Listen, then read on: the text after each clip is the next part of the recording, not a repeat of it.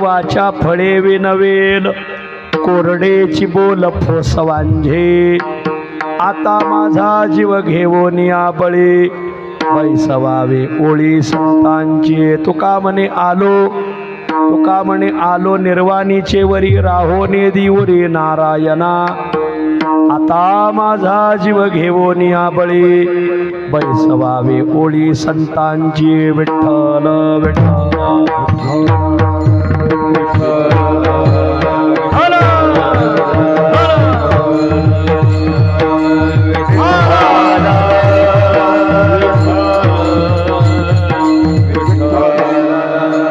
येतील अंतराशिष्टांचे अनुभव, तळमळे जीव तया सुखा. आता माझा जीव घेऊन आबळे, बैसवावे ओळी संतांची. नमो तया माता पित्याचे पालन, नमो तया माता पित्याचे पालन, नमो तया माता पित्याचे पालन, नमो तया माता पित्याचे पालन. नमो त्या वचन सत्यवदे, नमो त्या वचन सत्यवदे, नमो त्या वचन सत्यवदे. नमो तया माता पित्याचे पालन, नमो तया माता पित्याचे पालन, नमो तया माता पित्याचे पालन, नमो तया माता पित्याचे पालन. नमो त्या वचन सत्यवदे, नमो त्या वचन सत्यवदे, नमो त्या वचन सत्यवदे. येतील अंतराशिष्टांचे अनुभव, येतील अंतराशिष्टांचे अनुभव, तळमळे जीव तया सुखा.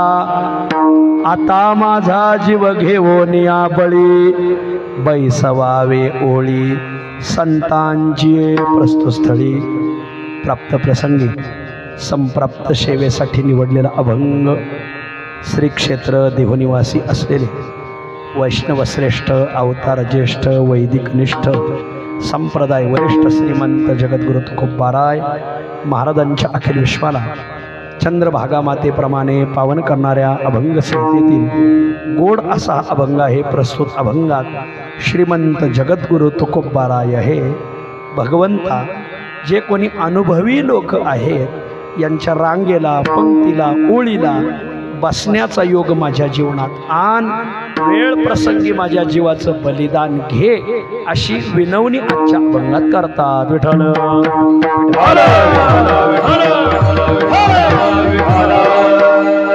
अभंगावर काही विवेचन करण्यापूर्वी दोन शब्दाचा अल्पसा परिहार देणं अत्यंत अगत्य आहे. कैवल्य साम्राज्य चक्रवर्ती संतश्रेष्ठ ज्ञानोबारायांच्या पादस्पर्शाने तथा श्री संत ज्ञानोबाराय रचित ज्ञानेश्वरीच्या जन्माने पावन झालेला जिल्हा, पुण्यश्लोक अहिल्या मातेच्या नावाने नूतन अलंकृत झालेला जिल्हा अहिल्यानगर जिल्हा. या पुण्यपावन अहिल्यानगर जिल्ह्यामध्ये संत कवी महिपती महाराजांच्या पादस्पर्शाने पावन झालेला तालुका राहुरी तालुका. आणि पुण्यपावन राहुरी तालुक्यामधील आपला हा मोमीन आखाडा, आणि येथे अनेक आदर्श परिवार, त्या अनेक आदर्श वरियारापैकी कोणाशीही वाकडे नसलेला परिवार कोहकडे परिवार. आणि पुण्यपावन कोहकडे परिवाराच्या पारिजात वृक्षाला लागलेलं सुगंधी फूल, कोहकडे परिवाराचा आधारवड, कोहकडे परिवाराची धैर्याची सावली असलेले वैकुंठवासी वारकरी संप्रदायाचे उपासक गेनुभाऊ शंकर पाटील कोहकडे यांच्या पुण्यस्मरणानिमित्त आजची ही संकीर्तनरूपी सेवा. आणि या संकीर्तनरूपी सेवेसाठी उपस्थित समस्त कोहकडे परिवार, त्यांचा नातलग परिवार, बहुसंख्य वारकरी परिवार, अशा त्रिवेणी संगमामध्ये पुण्यस्मरण पार पडत आहे. वैकुंठवासी गेनुभाऊ शंकर पाटील कोहकडे यांच्या पाठीमागं मोठा कोहकडे परिवार आहे. त्यांच्या धर्मपत्नी गंगा भागीरथी भीमबाई गेनुभाऊ कोहकडे, त्यांच्या एक भगिनी गंगा भागीरथी किसनबाई तुळशीराम नरोडे, आणि 3 मुलं आहेत, ज्ञानदेव गेनुभाऊ कोहकडे, चांगदेव गेनुभाऊ कोहकडे, अशोक गेनुभाऊ कोहकडे. काही राहिला असेल तर सांगा.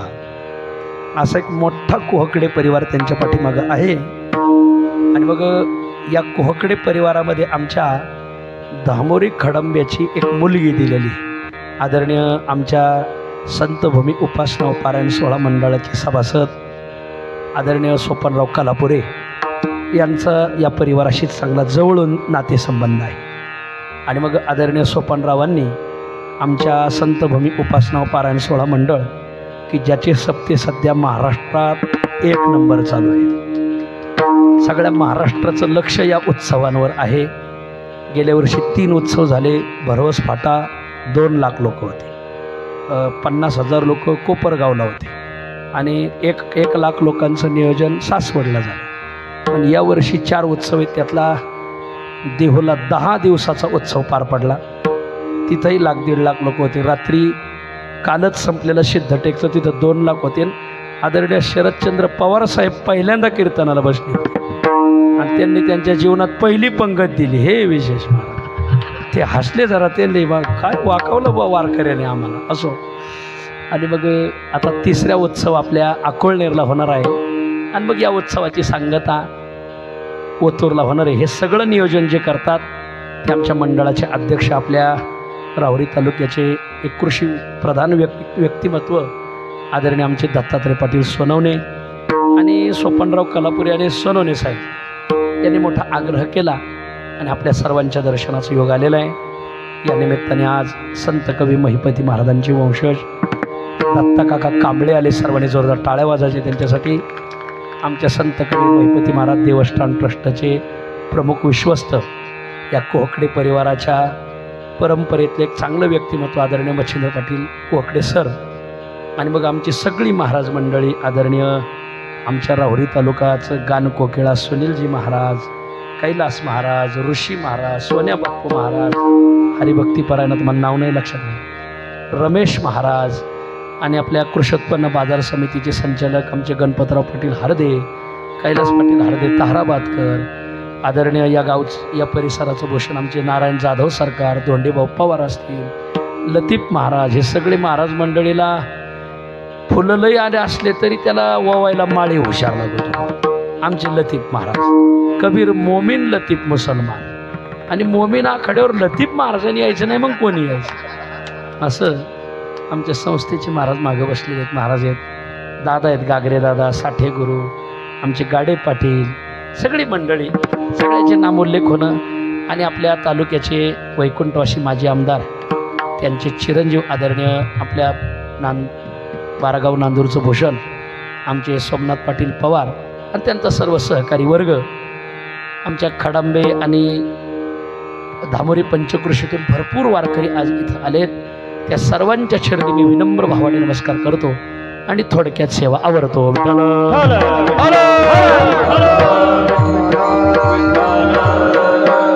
येथील अंतराशिष्टांचे अनुभव, येथील अंतराशिष्टांचे अनुभव, तळमळी जीव तया सुखा, आता माझा जीव घेऊन या बळी, बैसवावे ओळी संतांची. आजच्या अभंगामध्ये श्रीमंत जगद्गुरु तुकोबाराय देवा जे अनुभव संपन्न लोक आहेत, अनुभवी माणसं आहेत, त्यांच्या रांगेला, पंक्तीला, ओळीला बसण्याचा योग माझ्या जीवनात आण अशी मागणी आजच्या अभंगात करतात. विठ्ठल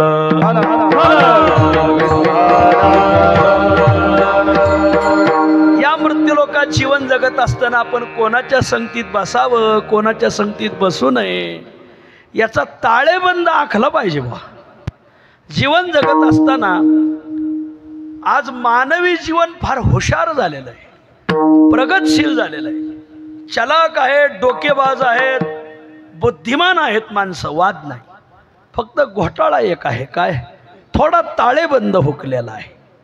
आज माणसं हुशार नाहीत असं नाही, बुद्धिमान नाहीत असं नाही, चलाक नाहीत असं नाही, आमचा म्हणण्याचा तो दावाच नाही. माणसं फारच हुशार आहेत, फार बुद्धिमान, फारच डोकेबाज.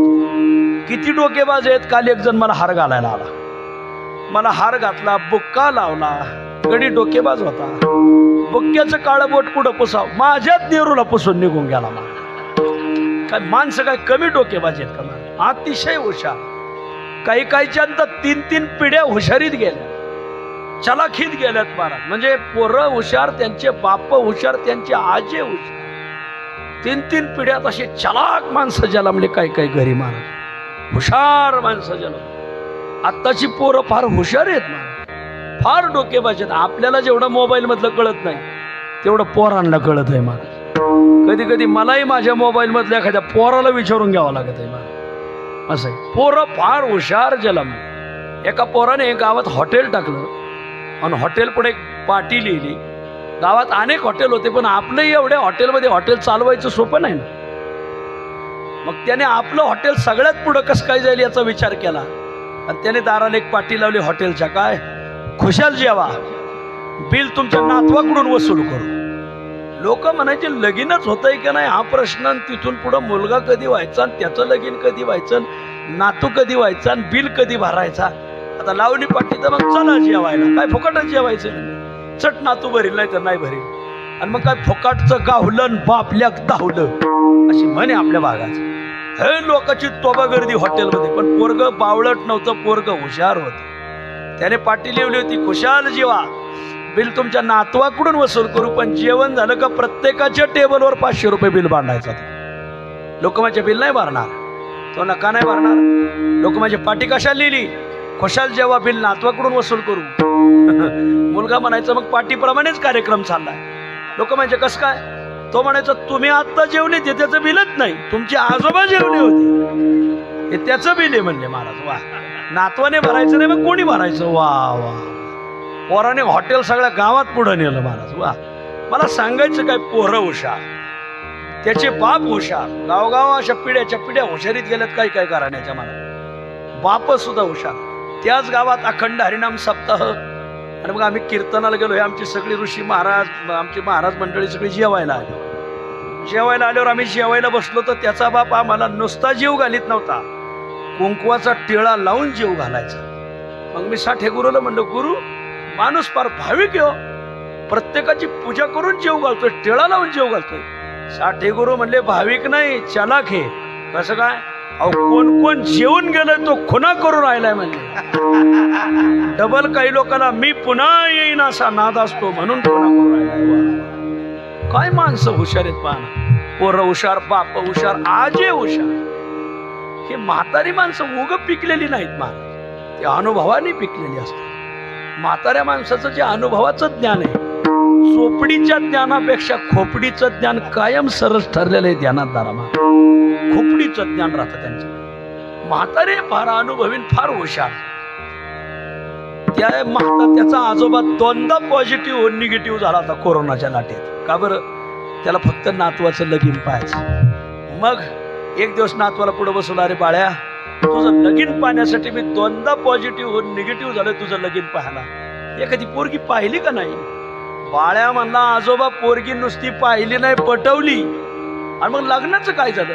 अहो म्हणजे पोरीच्या बापाने एक आट घातली हो. म्हणजे काय, पोरीचा बाप म्हणतोय पोरगी देतो पण एकही पिकल्या केसाचं वराडात येता कामा नाही. म्हातारा म्हणला, मला तर तुझं लगीन पाहिल्याशिवाय मी मरणार नाही. मग घोटाळा तर तिथं झालाय. तुम्ही लग्नाला आले का लगीन मोडणार, आणि तुम्ही लग्नाला नाही आले तर तुम्ही 2दा पॉझिटिव्ह निगेटिव्ह झाल्याचा फायदा काय, ते लगीन करण्यात मजा काय. म्हातारा म्हणला, त्यांना सांग एकही पिकल्या केसाचं लग्नाला येणार नाही, पोरगी द्यायला तयार व्हा. आणि मग तुम्ही म्हणले मी लग्नाला येणार आणि मग ते लगीन मोडणार. म्हणले कस काय मोडणार, उगं पिकलोय का म्हणले, तुझं लगीनच करणार. कस काय करणार, छापा पत्रिका छापल्या. ज्या दिवशी लगीन त्या दिवशी म्हातारं सकाळ, वय वर्ष 85, सकाळ सकाळ ब्युटी पार्लरला गेलं. मला अख्खं ब्युटी पार्लर हादरलं, त्याला पाहिलं सगळं गडबड. ही स्वारी इकडं आली कशी, ही नदीवर जाता जाता इकडं चुकून आली का काय. म्हणजे तुम्ही इकडं कशी काय आले. म्हणजे काय नाही, नियम आहे, पिकल्या केसाचे येता कामा नाही. काळ्याचं पांढरं, पांढऱ्याचं काळं करायला आज कलियुगात फार उपाय आहेत. आणि त्याने पांढऱ्याचे काळे केस केले आणि लग्न सुरू. मंडपाच्या दारात मुली कळली, 50 माणसं उभी होती. एकही पिकल्या केसाचं मांडवात सोडायचं नाही. म्हणजे चला वायरी तुटेल, शॉर्ट सर्किट झालेलं, फेवजा उडालेलं, डीव कळालेलं, टिपी जळालेलं, फाउंडेशन हालत आहे, सगळी बाहेर काढली महाराज. हे म्हातारं पांढऱ्याचं काळं केलं होतं, कसं आत गेलं देवालाच माहिती. पण मागं बसलं का, दात पडले होते, उगं पाचाळी बसवलेली, इकडं तिकडं बोलताना पडली तर लगीन मोडायचं. मागं बसलं होतं. लग्न लागलं, मुलीचा हात मुलाच्या हातात द्यावा लागतो, त्याला शास्त्रीय भाषेमध्ये पाणी ग्रहण विधी म्हणतात. आणि मग मुलीचा हात मुलाच्या हातात देताना परत मुलीच्या बापाने एक आट घातली. काय? जावई बापू पोरगी देतो, पण एक आणखीन एक आट आहे. म्हणजे आता कोणती आट आहे? आमच्या गावची नदी दुधाने वाहून दाखवा तर पोरगी घेऊन जा, नाही तर नीट निघा. आता अशक्य आहे, दुथडी भरून चालली होती नदी, दुधाने वाहणं अशक्य आहे ना. दुधाने नदी वाहून एवढं दूध आणायचं कसं? नदी कशी वाहून दाखवायची? नदी दुधाने वाहणं अशक्य आहे. नीट निघा म्हणजे पोरगी भेटत नाही. 2 तास घासा घेत चालले. म्हातारा एक जण म्हणत, अरे माझ्या नातवाला बोलून आणा. आला नातू. अरे काय प्रकरण आहे? म्हणजे लग्न लागलंय, ते हातात हात का देईना? हो म्हणजे त्यांनी परत एक आट घातली. हो म्हणले, काय? आमच्या गावची नदी दुधाने वाहून दाखवा आणि मग मुलगी घेऊन जा. आजोबा म्हणला, मग तुझं काय मत आहे? आजोबा, एवढं दूध कसं उपलब्ध करायचं? नदी कुठं दुधाने वाहिली जाते का महाराज? आजोबा, हे अशक्य आहे. म्हातारा म्हणला, तुझा आजा जिवंत असताना तू अशक्य कस काय म्हटलं? सांग त्यांना, दूध तयार आहे, पहिलं नदीतलं पाणी काढून घ्या म्हणा. दुधात पाणी, पाण्यात दूध घालणारी आमची अवलाद नाही म्हणजे. कोरं दूध तयार आहे म्हणजे राजहंस दूध घेऊन येतो म्हणजे. वर्गा गेला, सासरे बा मुलीचा हात हातात द्या. सासरा म्हणला, जावई बापू तसा देणार नाही, आधी गावची नदी दुधाने वाहून दाखवा. जावई म्हणला, दूध तयार आहे, पहिलं नदीतलं पाणी उपसून घ्या. पाण्यात दूध, दुधात पाणी घालणारी आमची अवलाद नाही. हे वाक्य ऐकलं, सासरा म्हणला, हे तुझ्या डोक्याला सुचलंच नाही. वराडात कोणीतरी पिकल्या की असाच आलंय बघा, त्याच्याशिवाय हे कोणी हुशारी दाखवणार नाही. विठ्ठल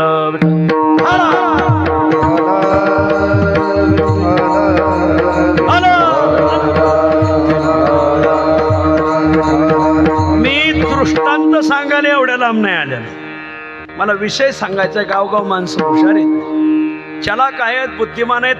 3 पिढ्या हुशारीत गेल्या म्हणून मी 3 पिढ्याचे दृष्टांत सांगितले. आता सिद्धांत ऐका. मायबाप लोक हुशार आहेत, बुद्धिमान आहेत, चलाक आहेत, डोकेबाज आहेत. घोटाळा एक आहे फक्त. काय? ताळेबंद हुकलेला आहे. मग कोणी म्हणाल, हुकला ताळेबंद, त्याने काय होत? ज्याच्या जीवनातला ताळेबंद हुकतो त्याची कशी अवकळा होते तुकाराम महाराज सांगतात. तुका म्हणे ताळा नाही त्याची अवकळा, नाही त्याची अवकळा, नाही त्याची अवकळा. तुका म्हणे ताळा नाही त्याची अवकळा, नाही त्याची अवकळा, नाही त्याची अवकळा.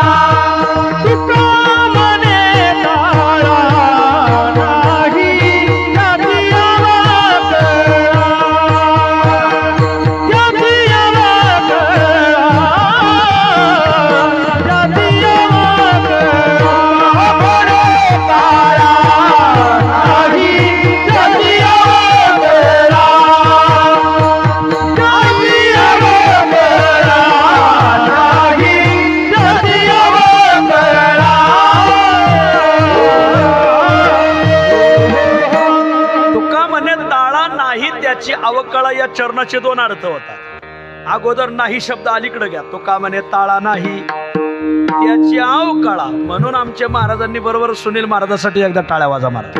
अचूक ते त्याची अवकळा पुढं म्हटले, नाही शब्द मागं वाढला होता. त्याने भजनालयाचं ज्ञान पाहिजे की कोणता शब्द पुढं वाढायचा, नुसते बांधच करू नाही हो, हे माहिती असलं पाहिजे. असो.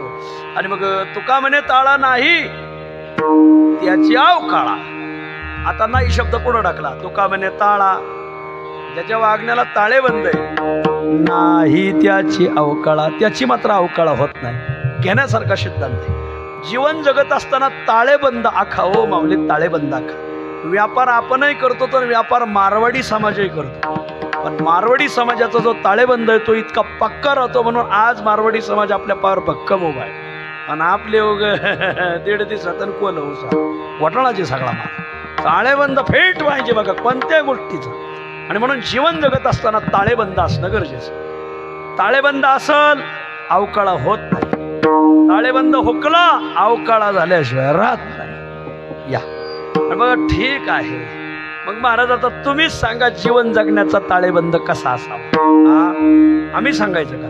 एवढे दिवस तुम्ही जीवन कसं काय जगले हे तरी सांगा. नाही, आता तुम्ही आलेच एवढ्या लांबून तर सांगा. आमचे श्री गुरु निवृत्ती महाराज वक्ते एका श्लोकामध्ये जीवन जगण्याचा ताळेबंद सांगेल. जीवन जगण्याचा ताळेबंद ऐका. माझ्या 4 बोटाकडे लक्ष द्या. जीवन जगत असताना काही गोष्टी जीवनात एकदाच करा. जीवन जगत असताना काही गोष्टी जीवनात दर 3 वर्षानंतर करा. बर. जीवन जगत असताना काही गोष्टी जीवनात दरवर्षी करा. बर. आणि जीवन जगत असताना काही गोष्टी जीवनात दररोज करा. काय काय काय काय काय काय काय परत जीवनात काही गोष्टी एकदाच करायच्या. जीवनात काही गोष्टी दर 3 वर्षानंतर करायच्या. बर. जीवनात काही गोष्टी दरवर्षी करायच्या आणि जीवनात काही गोष्टी दररोज करायच्या. आता तुम्हाला प्रश्न असा पडला असेल, एकदाच करायची जीवनात अशी गोष्ट कोणती, 3 वर्षानंतर करायची अशी गोष्ट कोणती, दरवर्षी करायची अशी गोष्ट कोणती, आणि दररोज करायची अशी गोष्ट ही नाही तर दररोज करायची. हा बरं. दररोज करायची अशी गोष्ट कोणती. एका श्लोकात आलाय ऐकण्यासारखे. एकम विवाहम त्रैवार्षिकम कुंभम देवक्षेत्रम प्रतिवर्षम गमनम व्यायाम अभ्यास दानम संगष्टनम कुर्वन्तु नित्या कल्याणकांक्षिणः. ज्याला आपल्या जीवनाचं कल्याण करून घ्यायचं, ज्याला आपल्या जीवनाची भिवंडी करायची नाही, त्याने या गोष्टी लक्ष डोळ्यात तेल घालून पाहिल्या पाहिजे, कानात तेल घालून ऐकल्या पाहिजे. वा. सांगा सांगा कोणत्या. ऐका ऐका. जीवनात काही गोष्टी एकदाच करा. कोणत्या. एकम विवाहम. लग्न जीवनात एकदा करा. ते जुने लोक होते ते 2-2, 3-3 करायचे. छत्रपतींना 6-7 राण्या होत्या. तो त्या काळाचा साजेसा काळ होता. आता तो काळ राहिला नाही. म्हणून एकम विवाह. जीवनात लग्न एकदाच करायचं. का बरं. दुसरी न करावी बाईल, भंड फजिती होईल, बोभाट वेसदारा जाईल, नाथ महाराज सांगतात. आणि म्हणून लग्न एकदाच करायचं, डबल करायचं नाही. का बरं. एकीनेच माणसं वैतागली, दुसरी करायला कुठं निघाला. कर्कशे संगती दुःख उदंड भजिती, दुःख उदंड भजिती, कर्कशे संगती दुःख उदंड भजिती, कर्कश संगती दुःख उदंड भजिती. ऋषी महाराज म्हणा भजिती दुःख उदंड भजिती.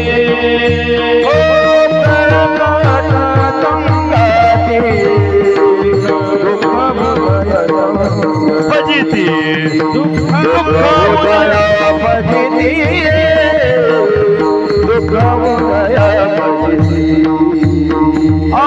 कर्कश संगती दुःख उदंड भजिती, दुःख उदंड भजिती,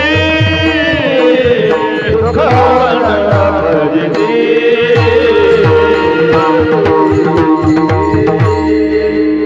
एकीनेच गडी इतके वैतागली तर दुसरी करायला कुठं निघाला. जसं डबल बटन दाबल्यावर मतदान बाद होतं. या वर्षी तर लोकांना पिपाणी तुतारीतला फरकच कळाला नाही. मला वर बघा जरा असो. आणि म्हणून लोकांच्या लक्षात येत नाही. दुसरी न करावी बाई. कर्कशे संगती दुःख उदंड भजिती. एक जण बायकोला एवढं वैतागलं. का बरं वैतागलं. त्याची बायको त्याला रोज भांडे घासायला लावायची.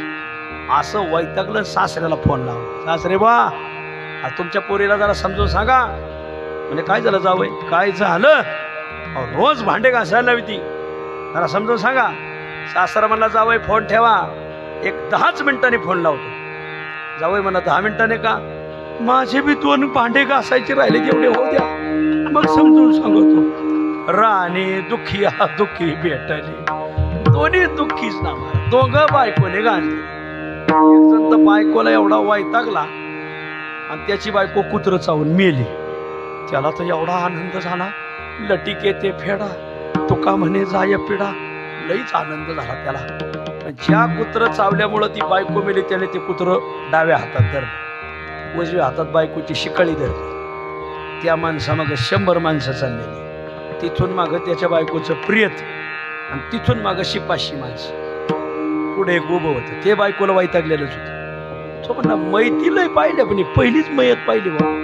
पुढं माणूस चालला उजव्या हातात शिकाळी डाव्या हातात कुत्र कशाला चालवलं त्याच्या मागे 100 माणसं आणि मग मयत आणि मग 500 माणसं ही अशी रचना कोण्या गावची माणसं आहे काय लक्ष राम राम राम राम ज्याने शिकाळी दिली त्याला विचारलं ही मयत कोणाची चला आपल्याच बायकोची हा बायको वारली एवढा आनंद अरे बाबा लय वैतागलो होतो ठीक आहे पण हे कुत्र कशाला अरे बाबा हे कुत्र लय परोपकारी म्हणजे का हेच कुत्र चावलं म्हणून माझ्या पाठीमागच्या बायकोचा तारांनिक कमी झाला बायकोच मिली ते बी बायकोला वैतागलेलंच होतं सोडलं मग हे कुत्र देता का म्हणा अरे पागल का काय 100 माणसं रांगीने कशाला उभीत म्हणले कुत्र्यालाच रांग लागलेली म्हणले ढाल एक शेकला उभा राहा म्हणजे माणसं किती वैतागली त्याच्यावर लक्षात येतोय वर बघा जरा असं हा विठ्ठल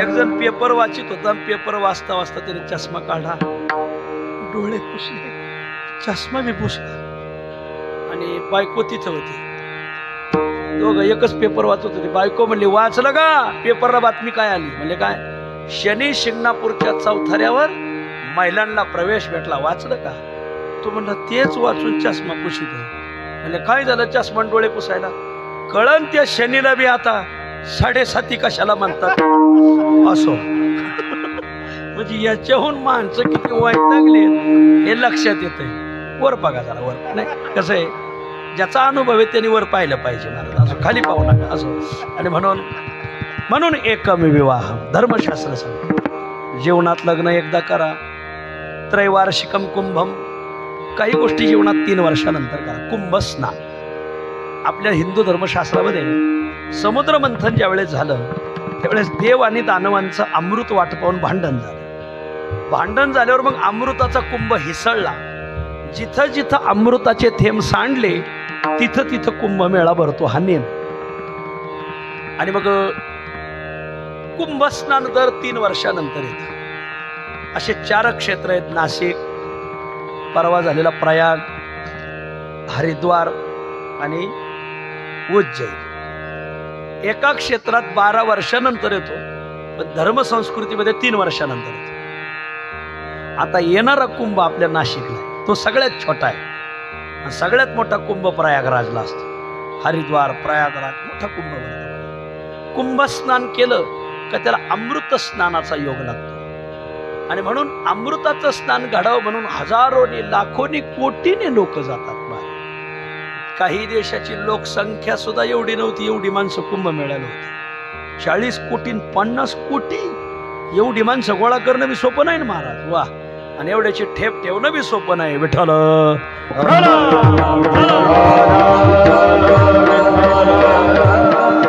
जीवनात काही गोष्टी एकदा करा विवाह जीवनात काही गोष्टी दर 3 वर्षानंतर करा कुंभस्नान जीवनात काही गोष्टी दरवर्षी करा काय हो देवक्षेत्रम प्रतिवर्षम गमनम पंढरीरायाची वारी दरवर्षी करा पंढरीचा वारकरी वारी चुकोने दिहारी वारकरी पंढरीचा धन्य धन्य जन्म त्याचा नेमे जाय पंढरीशी चुकोने देतो वारीशी पंढरीरायाची वारी दरवर्षी करा प्रतिवर्षी उपासक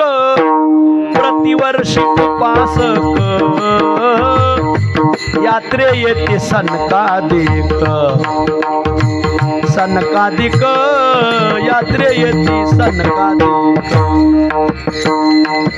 प्रतिवर्षी उपासक यात्रे येते सनकादिक सुनील महाराज म्हणा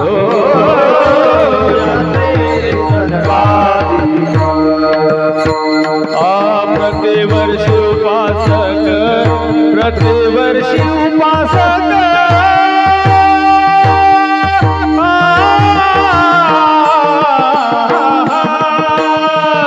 प्रतिवर्षी उपासक प्रतिवर्षी उपासक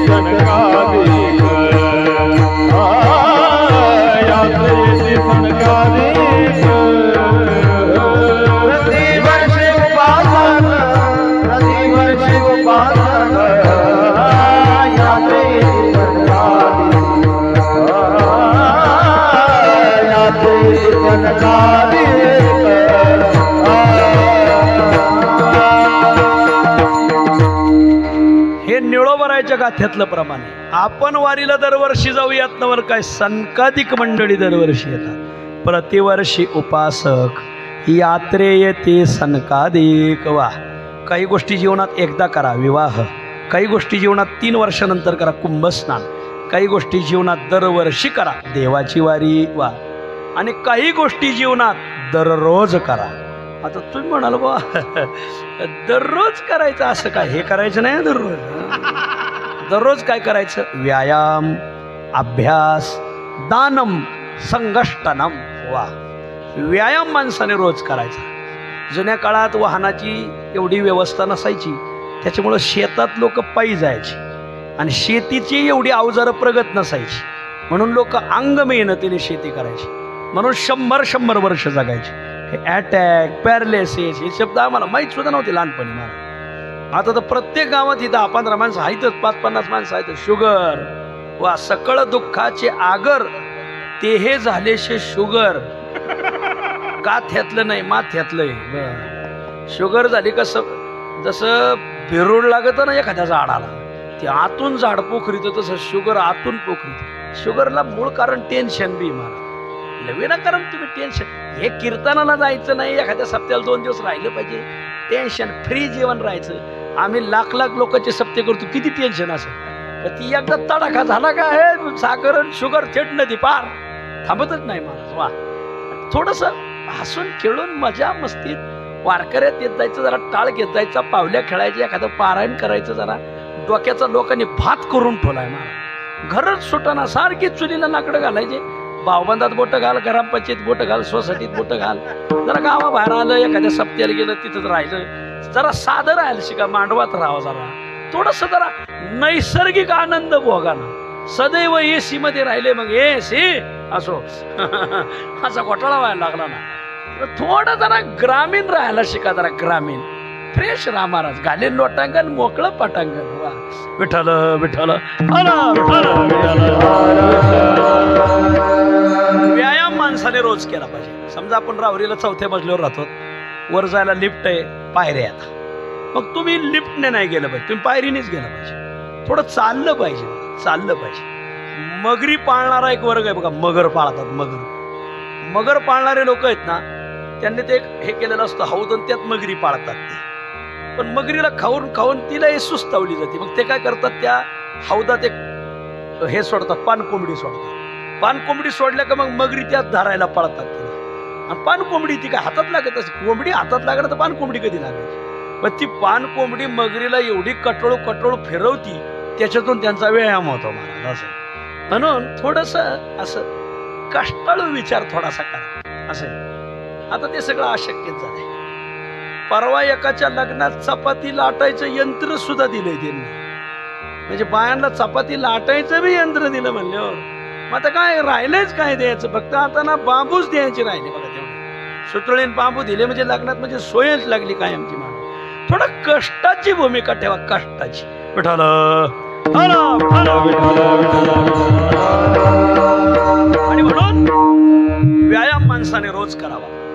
दानम, व्यायाम, अभ्यास माणसाने रोज केला पाहिजे. आता काय सांगावं महाराज, आम्ही ज्या गुरुजींच्या हाताखाली शिकलो ते विठ्ठल महाराज घोले यांना कोणीच मोकळं कधी पाहिलं नाही महाराज. सदैव हातात ग्रंथ.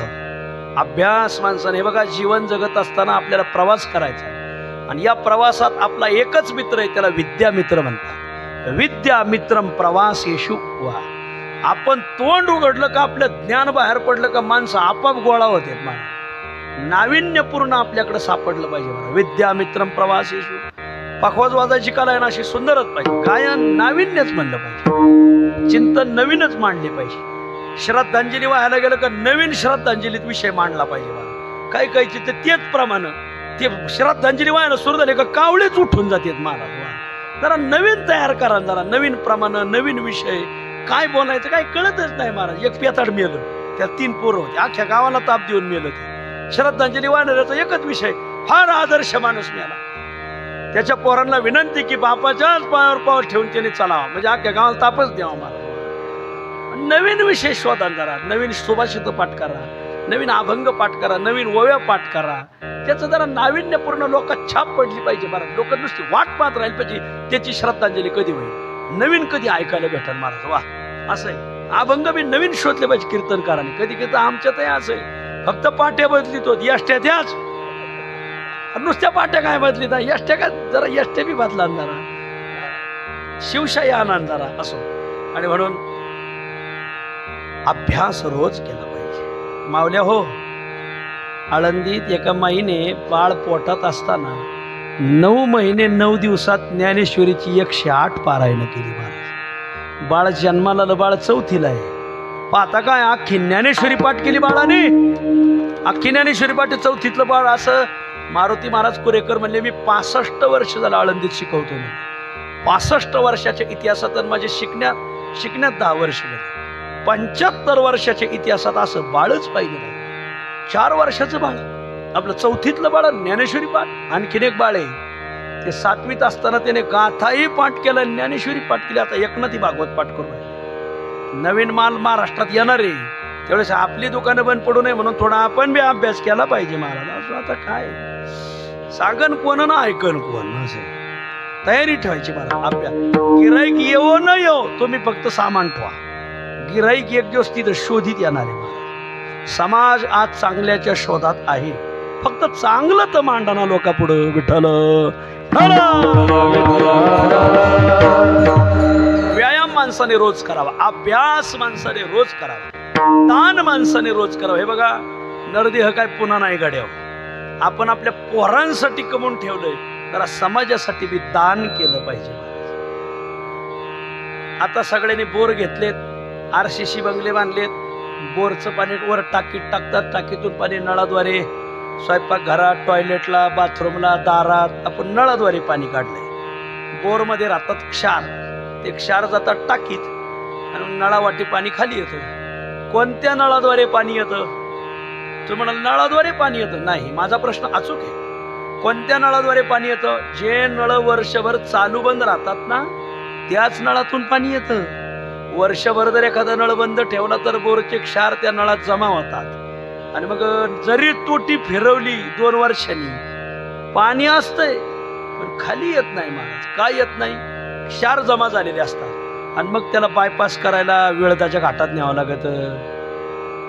लक्षात येतंय का मला काय सांगायचं? मग ते इकडची शिर काढा, तिथं जोडा, तिथं कोपऱ्यात गुतलंय, तिथं हे झालंय. हे होण्यापेक्षा दान केलं असतं तर काय बिघाडलं असतं का? म्हणून नळ चालू ठेवा, दान करत राहा महाराज. कोणत्या विहिरीला पुन्हा पुन्हा पाणी येतं? ज्या विहिरीचा सदैव उपसा होतो ना, त्याच विहिरीला पाणी येतं. ज्या विहिरीचा उपसा नाही त्याचे सप फोगत येत आणि ते दुसऱ्याच्या विहिरीला पाणी जातं निघून महाराज. आणि ज्या विहिरीचा उपसा नाही त्या विहिरीच्या पाण्याचा वासही नाही येतो, थेट ईडी कार्यालयापर्यंत जातो महाराज. आणि मग ईडीवाले येते तर मग ते म्हणतात, महाराज तुमची जरा मुख्यमंत्र्याशी ओळख आहे, त्यांना जरा सांगता का? सांगतो 8 पिढ्याचं जप्त करून ठोट नका काही सांगतो तुम्हाला. हे असली वागतीत लोक येड्यावनी. विठ्ठल विठ्ठल म्हणून दान करावं. वा दानम. एक राजकुमार लोहिया नावाचे सद्ग्रस्त आहे, लतीफ महाराजाला माहिती, सोनवणे साहेबाला माहिती, सोपनराव कालापुरेंना माहिती. पैठणच्या सप्ताहात सगळी किराण्याची जबाबदारी त्यांच्याकडे होती. राजकुमार लोहिया शेठ रोज 100 माणसाला पैठणला नाथ महाराजाच्या दारात ते जीव घालतात महाराज. तुम्हालाही माहितीत गणपतराव राजकुमार लोहिया शेठ म्हणून. भाकरी करायची, रोज 200 भाकरी करतात. प्रत्येक व्यक्तीला 2 भाकरी 2 पळी पिठलं, 2 भाकरी 2 पळी पिठलं. हा त्यांचा उपक्रम गेली 15-20 वर्षापासून आहे. यावर्षी शांतीब्रह्म एकनाथ महाराजांनी, एकनाथ महाराज संस्थांनी त्यांना शांतीब्रह्म एकनाथ महाराज पुरस्कार दिला. जीवनाचा कळस झाला महाराज. वा, हा हे जीवनाचा कळस झाला पाहिजे. 15-20 वर्ष त्या माणसाने हे कोणालाही, म्हणजे कोणी दिलं तर ठीक, नाही तर स्वतः चालवलं महाराज. अन्नदान, ज्वारीची भाकरीन पिठलं. जे पैठणला रात्री मुक्कामी राहतात त्यांची ही सोय केली. याला म्हणायचं दान. दानाची दानत लागती. तर घारगाव म्हणून गाव आहे बघा, घाटातलं घारगाव. बहुतेक त्याला तालुका संगमनेर असेल किंवा अकोले असेल, संगमनेर. त्या घारगावला शिवाजी शेठ गंगाधर आहेर नावाची एक व्यक्ती बघा, त्यांचे पाहुणे त्या साखर मांडव्याला. शिवाजी शेठ गंगाधर आहेर लॉकडाऊनमध्ये ज्यावेळेस पुण्यावरून माणसं घरी निघाली 1 महिन्यानंतर आपल्या अंगानीची कपड्यानीची निघाली, शासनाने सांगितलं निघा आता, गाड्या बिड्या काय नाही, अंगानीशी निघाली, तर अख्ख्या पठार भागावर त्या माणसाने अन्नदान चालवलं महाराज. हजारोनी लोक पायी जायचे. शिवाजी शेठ गंगाधर आहेर यांनी अख्खा समाज जीव घातला महाराज. दान करायच्या बाबतीत संगमनेर तालुक्यात त्या माणसाचं कोणी हातच नाही तरी, म्हणून अशी नाव निघत. लोक म्हणतात तुम्ही, आम्ही पुढं म्हटलं पण नावच घेतलं नाही तुझं. तू असं हाताला जड 2-2 इटा बांधून पकवासाची प्रॅक्टिस करतो, त्याच्यामुळे तुझा हात भला जड पाडलाय ना असं. आणि म्हणून थोडं दान करा. 2 माणसाची नाव आज निघाली का नाही, आमच्यासारख्याच्या मुखातून चांगल्याचं नाव निघालं म्हणजे किती भाग्याची गोष्ट आहे ना. इथं त्यांना ओळखणार कोणीतरी वर्ग असं त्यांना सांगणार काय, माऊलीन तुमचं नाव, माऊलीन तुमचं नाव घेतलं. हे दानाची दानत लागते बुवा. विठ्ठल विठ्ठल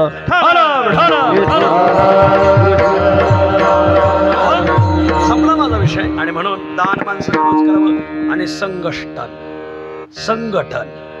संघटन माणसाने रोज करावं. महाराज रोज आपण होऊन काही माणसाला फोन करीत चला, लोकांच्या फोनची वाट पाहू नका महाराज. आपण होऊन करा, त्या माणसाला किती आनंद होईल तुमचा फोन येऊन गेला महाराज. फोनच्या मार्फत माणसं जोडा. पत्र तर जवळजवळ संपले तर जातात. पत्र पाठवा. लोक काय करतात, मेसेज पाठवतात, पण कोणते तिकडून आले का पुढे पाठवायचे.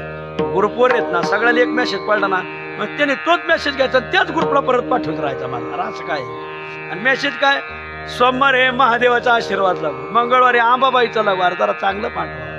ते रोजचे वाराचे मेसेज पाहिले का मला टाळकच उठत. मला जरा नाविन्यपूर्ण एखादा श्लोक पाठवा, एखादी नवीन ओवी पाठवा. म्हणून ज्ञानेश्वर महाराज संस्थांनी रोज एक ओवी, नित्यक्रम ओवी सुरू केली. मला रोज एक ओवी वाचा महाराज. वा, माणसं जोडायला शिका. तुम्ही जिथं जाताल ना तिथं तुम्हाला माणसं उभी राहिली पाहिजे. तुम्ही गेले का नुसती माणसाची वाट पाहत उभी राहिली पाहिजे महाराज. माणसं जोडायची एक कला आहे महाराज. माणसं जोडायला शिकलं का त्याची किंमत वाढलीच म्हणून समजा. आणि माणसं उधळून द्यायला शिकला का त्याची किंमत घटलीच. मार्का बैल बाजारात शिरला तर अख्खा बाजार उधळून देतो. तसं गावगाव काही मार्के बैल आहेत महाराज, त्यांनी गावाच्या गावं उधळून दिली. वर बघा असं काय माणसं आहेत महाराज, त्याने गावात माणसं ठुली नाही महाराज. त्यांनी सप्त्यात डोकं घातलं का सप्त्यात भजनी मंडळ उधळून दिलं त्याने महाराज. त्याने ग्रामपंचायतीत लक्ष घातलं का 2-4 फाळ्या झाल्यात म्हणून समजा. त्याने सोसायटीत लक्ष घातलं का सोसायटी उधळीत म्हणून समजा. आणि पुरून म्हणतो यो का दिंडीला, दिंडीच्या 2 दिंड्या त्यांनी केल्यात म्हणून समजायचं महाराज. लय बेकार माणसं महाराज. त्यांना फक्त उद्या चालू गाडीची खेळ कशी काढायची एवढं ज्ञान पडतं. अरे जोडायला शिका ना, तोडायला शिकू नका. महिपती महाराजाचं एक ऐका. महिपती महाराज म्हणतात 3 वस्तू अशा आहेत की त्यांनी जन्मभर जोडलं. कोण? सुई जन्मभर शिवती हो, वसवायचं काम सुईने केलं नाही. बर, सुवागी म्हणजे गोड बोलणारा मनुष्य. वा, बरं आहे बरं का. वा, तुम्ही भेटले आम्हाला फार आनंद झाला. वा, त्याचं मन किती भरून येईल. ती बायकोच्या शिवाय खाऊन कटाळलं नाही जाय बल्याड असं म्हणलं होते. आज कटाळ तिला ठेवून द्यायचं महाराज. म्हणून गोड बोलायला, गोड बोलणारा सुवागी सुमाणूस ही माणसं जोडतात. आणि 3 जण फक्त तोडतात. कोण? क कुऱ्हाड, कातर, कुमाणूस. मैपती महाराज, मैपती महाराज आणलेलं आहे. कुऱ्हाड फक्त तोडायचं काम करते, कातर फक्त काटछट करायचं काम करतं. याची तारीख कॅन्सल करा, त्याला घ्या, त्याला काय, त्याच्या माईक, त्याच्या पुढचा माईक काढा, त्याच्या पुढं न्या. काय एवढंच जुळलं महाराज. ते गायक त्या गावात परत गेलेच नाही पाहिजे, ते वादक त्या गावात परत गेलेच नाही पाहिजे. ठेवून द्या काय करता, उधळून द्यायचं कळतं, जडायचं शिकावून झाला, जोडायचं कळणारच लोकाला. कुऱ्हाड, कातर, कुमाणूस मैपती महाराज म्हणतात. यांनी उधळून दिलं. सुवागी सुमाणूस यांनी माणसं जडायला शिकलं. होईल तितकं माणसं जोडा. जो समाजात राहतो, माणसात राहतो, 4 चौघात बसवतो, 4 चौघात राहतो, 4 चौघात जेवतो, त्याची किंमतच वाढती. शिवरात्र होती, आत्ता झाली शिवरात्र. मग शिवरात्रीला अख्ख्या गावाला उपवास राहतो. आमच्या गावात 2 मुसलमान शिवरात्र धरतात बरं का. आणि मग शिवरात्रीचा उपवास होता. एक व्यापारी होता गावात केळावाला. त्याने ठरवलं शिवरात्रीला जरा उपवास असल्यामुळं केळीला भाव जास्त राहील. मग त्याने जळगावून केळी विकत आणली महाराज. आणली 12 नांदूरला. आणि 2 दिवस आधी आणली. आता जळगावून 12 नांदूरला आणत असताना काही केळं गडाचे तुटले. मग तुटलेले केळं त्याने पाठीत ठेवले आणि घड बाकीचे असे टपरीला बांधले. आलंच गिरायक. शिवरात्रीचा दिवस उजाळला, सगळ्या लोकांनी आंघोळ्या केल्या. मग घरातला घरमालक म्हणा, अरे काय दुकानात फळं आलेत का विकायला बघा बरं. आता 3 टाईम साबुदाणा कसा खायचा, साबुदाणा खाल्यावर आजारी पडू ना. मग काय फळं आलेत का बघा. मग गल्लीतले माणसं म्हणले ते आपल्या रामरावनी जळगावून केळं आणले 2 दिवसापूर्वी. मग बघा बरं, आणा बरं 2-4 डझनात पाहुणे रावळे, कोणी एकादशी अमुक मोठी उपवास आहे शिवरात्रीचा, त्याच्यामुळे लोक येतील. फळाची व्यवस्था झाली पाहिजे. अख्खं गावच केळीच्या दुकानावर हजर झालं. महाराज राम राम राम राम. रामराव केळी कुठून आणली, म्हणजे जळगावून आणली. वा वा वा, सुंदर. बरं काय डझन, म्हणले हे फणीचे केळं 50 रुपये डझन. म्हणले मोकळे, हा म्हणले 20 रुपये. म्हणले दोन्ही केळं जळगावचेच आहेत ना. म्हणले हो. मग फणीच्या केळाला 50 रुपये डझन भाव आणि तुटलेल्या केळाला 20 रुपये डझन भाव. एका जळगावची केळं, मग असा भाव कमी जास्त का. म्हणले फणीचे केळं भावबांधाला धरून येत, गावाला धरून येत, 4 चौकात बसत येत आणि म्हणून त्यांना किंमत आहे आज. आणि हे गाव उधळून दिलं यांनी खालच्यांनी. एकटेच पडणे, आपल्याला कोणी हे गावात कोणी आपल्या नादी लागत नाही म्हणून 20 रुपये डझन ध्यानात धरायचं. आणि घडाचं तुटलेलं केळ खावा बी वाटत नाही का. त्याचे तोंड असे काळे होते महाराज. गांजा वाढणाऱ्याचे तोंड आणि त्याचे तोंड सारखेच. बघा मला ती एक जण वाढायला लागलं, म्हणलं मी उपास धरायचाच सोडून दिलाय म्हणलं.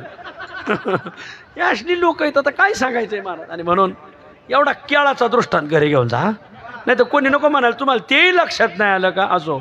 आणि म्हणून फार डोळ्यात अंजन घालणारा दृष्टांत नाही. आजपासून माणसं जोडायला शिका. कोणी आपण हे बघा, तुम्ही हात उगारून जेवढी माणसं जोडू शकत नाही तेवढे हात जोडून जोडू शकतात महाराज. कोणी दिसलं का हात जोडायचा. वा वा वा, काय हो गोडो, हा सुंदर. अरे ब्रह्मीभूत रघुनाथ महाराज उमरेकर या भागात होऊन गेले. सर तुम्हालाही माहिती तर बाबा उमरेकर बाबाची कीर्तन ऐकलेले लई लोक आहेत महाराज. शून्यातून विश्व उभं केलं महाराज त्यांनी. पण उमरेकर बाबाचा फड पाहिल्यावर भल्या भल्या फडकऱ्यांनी गडकऱ्यांनी म्हणावं वा वा उमरेकर बाबा तुम्ही मागून आले पण सगळ्याच्या पुढे गेले महाराज. का माणसं जोडायची कला लागते महाराज. संघटन करा. आजपासून 4 चौकात बसा, 4 चौकात राहा, 4 चौकाला फोन करा, मॅसेज करा, जरा सहकार्य करा. सहकार्य केल्याने माणसाची किंमत वाढते महाराज. आणि म्हणून 4 चौकात बसायला शिका. महाराज हे लईच केळाच्या दृष्टांताने तर कलाटणीच बसली बा आमच्या जीवनाला. आजपासून कोणीही दिसले का आम्ही त्यांच्या संग बसणारच. बघा मग ते महादेवाच्या देवळामागं बसलेली असो, पिपळाच्या पारावर बसलेली असो, मारुतीच देवळामागं बसलेली असो, आजपासून तिथं बसणार. अरे बाबड्या तसं सांगायचं का आम्हाला. 4 चौकात बसा म्हणजे तुला असलीच माणसं दिसली का सगळी, दुसरी दिसलीच नाही का. कोणाच्याही संगतीत बसू नका. शास्त्र सांगतं काही संगतीत बसल्यावर तुमचं जीवन बकास होईल आणि काही लोकात बसल्यावर तुमच्या जीवनाचा विकास होईल. मग कोणाच्या संगतीला बसू नये. थोडक्यात जीवाच्या संगतीला बसू नये आणि संतांच्या पंक्तीला बसल्याशिवाय राहू नये. हे उत्तर आहे. जीवाच्या पंक्तीला बसले फळ काय. पतन पंगती जगाची या पतन पंगती जगाची या पतन पंगती जगाची या पतन पंगती. आ देव होई देता देवाचे संगती होई देवाचे संगती देव होई देता देवाचे संगती देव होई देता देवाचे संगती.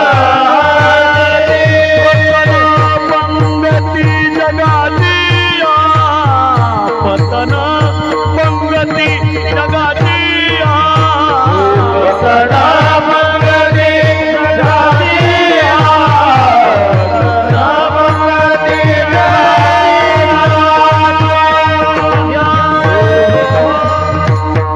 जगाची अपंगती पतन. तुकाराम महाराज देतात नासोनिया जाय रसया संगती दुर्जनाचे पंगती नारायणा. तुकाराम महाराज म्हणतात चुकीच्या लोकांच्या पंक्तीला बसले तुमचं वाटोळं झालंच म्हणून समजा. आणि म्हणून जीवाच्या पंक्तीला बसू नये. मग कोणाच्या पंक्तीला बसावं. संताच्या पंक्तीला बसावं. ब्रह्मरस करू भोजन पंगती कोणाच्या. संताचे संगती सर्व काळ. वा वा वा. जीवाच्या पंक्तीला बसले पतन, संतांच्या पंक्तीला बसले ब्रह्मरस. वा, आता झाला गुढीपाडवा झाला म्हणजे रस सुरू झालाय आता. बर ठीक आहे महाराज, संतांच्या पंक्तीला बसले ब्रह्मरस, पण त्या पंक्तीला बसायला काही तयारी करावं लागेल का? वा, तुकाराम महाराज म्हणतात वेळ प्रसंगी जीवाचं बलिदान द्यावं लागेल. मग ठीक आहे, आमच्या जीवाचं बलिदान घ्या, पण आम्हाला अनुभवी लोकांच्या पंक्तीला बसा.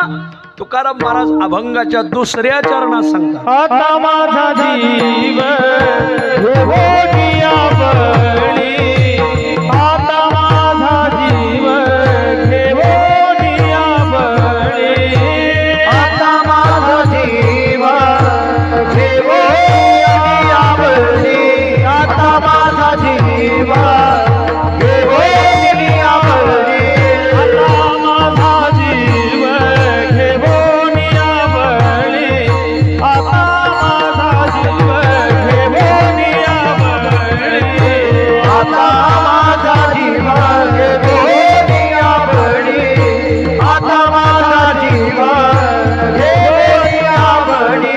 वैष्णवावे ओळी संतांचिया, संतांचिया, वैष्णवावे ओळी संतांचिया, संतांचिया, वैष्णवावे ओळी संतांचिया, वैष्णवावे ओळी संतांचिया, वैष्णवावे ओळी संतांचिया,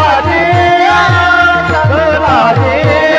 माझा जीव घेवोनिया बळी, आता माझा जीव घेवोनिया बळी, आता माझा जीव घेवोनिया बळी, आता माझा जीव घेवोनिया बळी, आता माझा जीव घेवोनिया बळी, आता माझा जीव घेवोनिया बळी. वैष्णवावे ओळी संतांचिया, ओळी संतांचिया, ओळी संतांचिया, वैष्णवावे ओळी, आता माझा जीव घेवोनिया बळी, आता माझा जीव घेवोनिया बळी, घेवोनिया बळी, घेवोनिया बळी. संतांच्या पंक्तीला बसायला काही त्यागाची भूमिका लागत आहे. उगा कोणाच्याही मांडीला कोणी मांडी लावून बसू नये. संतांच्या पंक्तीला बसायचंय, काही भूमिका लागते. काय भूमिका? अरे वेळ प्रसंगी जीवाचं बलिदान द्यावं लागतं. मग तुकाराम महाराज म्हणतात, देवा वेळ प्रसंगी माझ्या जीवाचं बलिदान घे, पण संतांच्या पंक्तीला बसव, आता माझा जीव घेवोनिया बळी. वेळ प्रसंगी माझ्या जीवाचं मी बलिदान देतो. देव प्राप्ती करायची असेल, जीवाचं बलिदान करायची तयारी ठेवायची. वा, स्वातंत्र्य मिळवायचं असेल, बलिदान करायची तयारी ठेवायची. आणि संतांच्या पंक्तीला बसायचं असेल, बलिदान करायची तयारी ठेवायची. आमच्या भगतसिंग, राजगुरू सुखदेव हे अर्वाचीन मध्ययुगीन कोण कोण होऊन गेले. मध्य काळामध्ये तानाजी मालुसरे, बाजीप्रभू देशपांडे, मोरारबाजी, सूर्याजी काकडे, काय माणसं होऊन गेली महाराज. प्रतापराव गुजर हे मध्य काळातले. सुरुवातीच्या काळामधले शंकरदेव यादव, हरपळदेव यादव, मोठी मोठी फळी होऊन गेली. 1200च्या शतकापासून आत्ताच्या शतकापर्यंत बघा ना तुम्ही. ह्या सगळ्या लोकांनी स्वातंत्र्य प्राप्तीसाठी बलिदान दिलं. भीक मागून स्वातंत्र्य भेटलं नाही. आमचं स्वातंत्र्य द्या हो, आमचं स्वातंत्र्य द्या हो. अरे भिकेसाठी कोण राज्य देतो? तुकाराम महाराज म्हणतात, म्हणून तुका म्हणे बळी देता ते निधान. वेळ प्रसंगी जीवाचं बलिदान दिलं. भिकेसाठी कोण राज्य देतो? स्वातंत्र्य मिळवण्यासाठी बलिदानाची तयारी ठेवायची.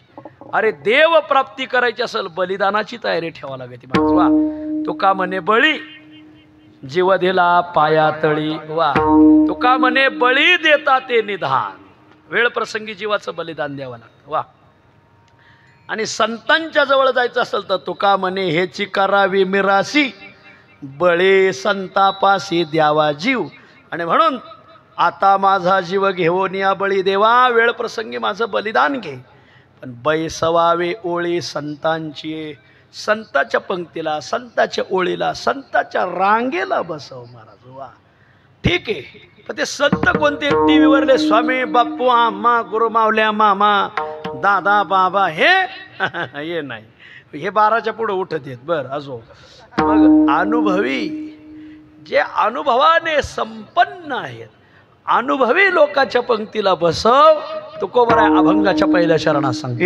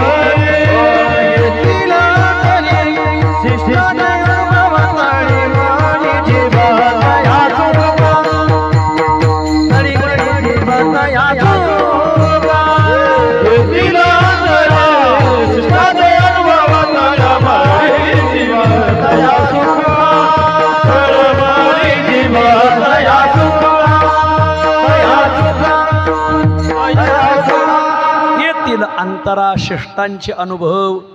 त्या चांगल्या लोकांच्या पंक्तीला का बसायचं? अहो आम्हाला आमच्या अंतःकरणात त्यांचे अनुभव येतील ना. कधी शहाण्या आदरणीय वैकुंठवासी काव्यतीर्थ जगन्नाथांना पवार म्हणायचे, येड्या डॉक्टरचे औषधं घेऊन जिवंत राहण्यापेक्षा शहाण्या डॉक्टरच्या हातून विष पिऊन मेलेलं चांगलं.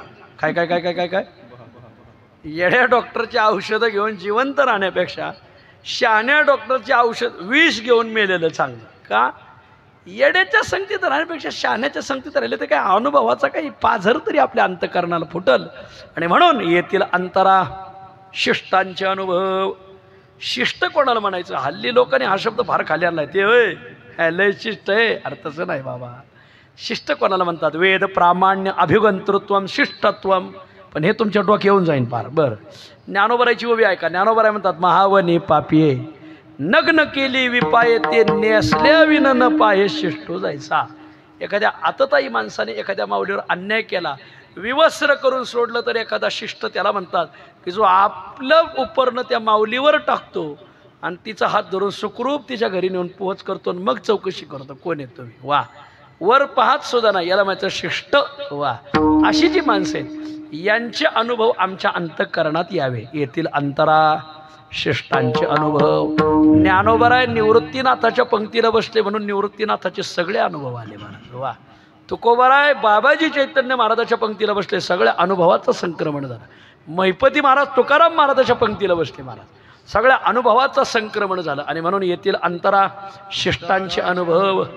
तळमळे जीवतया सुखा. त्या अनुभवाचं जे सुख आहे ते सुख मिळवण्यात खरा पुरुषार्थ. हे व्यावहारिक सुख काय? सकाळी उदयाला येतं दुपारी संपत महाराज.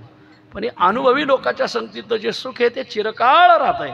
आणि म्हणून येथील अंतरा शिष्टांचे अनुभव. आदरणीय कोकडे सर बसले, ते सांगतात ज्यावेळेस महिपती महाराजाच्या कलशारोहण सोहळा झाला त्यावेळेस धुंडा महाराज होते, रामदासबा मनसुख होते. त्यावेळेस त्यांना 10 दिवस त्यांच्या पंक्तीला बसण्याचा योग आला. तर आज त्याला 30-40 वर्ष झाली, पण हे अनुभव पुन्हा पुन्हा सांगतात ना. वा, ते काय सोहळा होता महाराज. याला म्हणायचं की ते हे सुख जन्मभर अविस्मरणीय क्षण. काही सोहळे हे विसरता येत नाहीत. वा, त्यातले असे काही सोहळे असतात ते संतांच्या सहवासात जो आपण काळ घालवला, तो जो अनुभव आलाय तो अनुभवाचं सुख तिन्ही काळामध्ये आणि तिन्ही दशेमध्ये, बाल्यावस्था, तरुणावस्था, वृद्धावस्था, तीनही दशेमध्ये ते अभंग राहतं. आणि म्हणून येथील अंतराशिष्टांचे अनुभव तळमळे जीवतया सुखा. म्हणून देवा आता माझा जीव घेऊन या बळी, बैसवावे ओळी संतांची. महाराज मग तुम्ही एवढं गोड बोलताय, मग तुम्हाला याचा अनुभव नाही का? नाही. विस्तारली वाचा फळे विनवेल. माझं बोलण्याचा विस्तार झालाय, पण मला बोलतोय मी गोड, पण मला त्याचा अनुभव नाहीये. फळे विनवेल, आमचं बोलणं म्हणजे वेल चांगला आहे पण फळच नाही. वा, कोरडेची बोल, माझं बोलणं कोरडं आहे, फोस फोलकट आहे, वांझे. आता काय करा, निष्फळ आहे. म्हणून आता माझा जीव घेऊन या बळी, बैसवावे ओळी संताची. जर देवा बसवलं नाही, तो का म्हणे आलो निर्वाणीचे वरी, मी निर्वाण मांडलंय. राहोनी दिवुरी नारायणा. देवा तुझी खैर ठेवणार नाही. मला जर त्यांच्या पंक्तीला बसवलं नाही तर तुझी हजेरीच घेणार. जगद्गुरु तुकाराम महाराजाला आळंदीचा हजेरी मारुती प्रसन्न होता महाराज. वा, देवा तुझी हजेरीच घेईल. म्हणून आता माझा जीव घेऊन या बळी, बैसवावे ओळी संतांची. पुण्य पावन आपल्या बारागाव नांदूरचा हा परिसर सगळा, मोमीन आखाडा येथील आदर्श परिवार. मी सांगून गेलो, कोणाशी वाकडे नसलेला परिवार, कोहकडे परिवार. आणि या कोहकडे परिवाराचा आधारवड वैकुंठवासी गेनुभाऊ शंकर पाटील कोहकडे यांचं पुण्यस्मरण, त्यांचा नातेसंबंध असलेला आमचा कलापुरे परिवार यांनी मोठा आग्रह केला. आणि आमचे दत्तात्रय पाटील सोनवणे धामोरीकर यांनी मोठा आग्रह केला. आपल्या सर्वांच्या दर्शनाचा योग आला. आपल्या सर्वांच्या चरणी मी विनम्र भावाने नमस्कार करतो आणि शेवेला पूर्ण विराम देतो. विठोबा रखुमाई,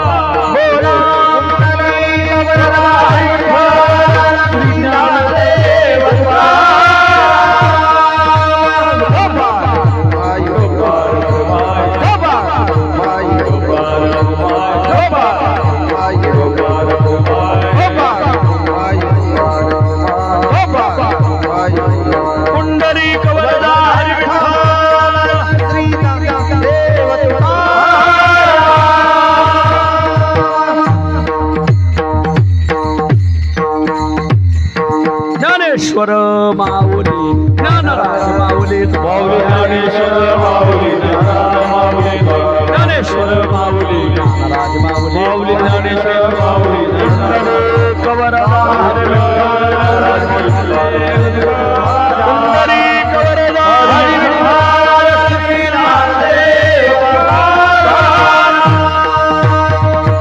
तुकाराम तुकाराम तुकाराम तुकाराम तुकाराम तुकाराम तुकाराम तुकाराम तुकाराम तुकाराम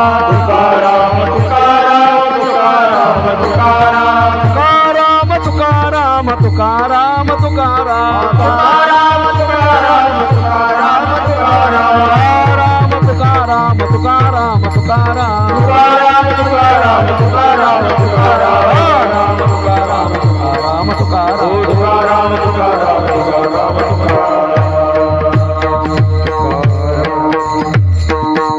शेवटची चाल म्हणण्यासाठी आदरणीय सुनील महाराज पारे, सोन्या बापू गागरे.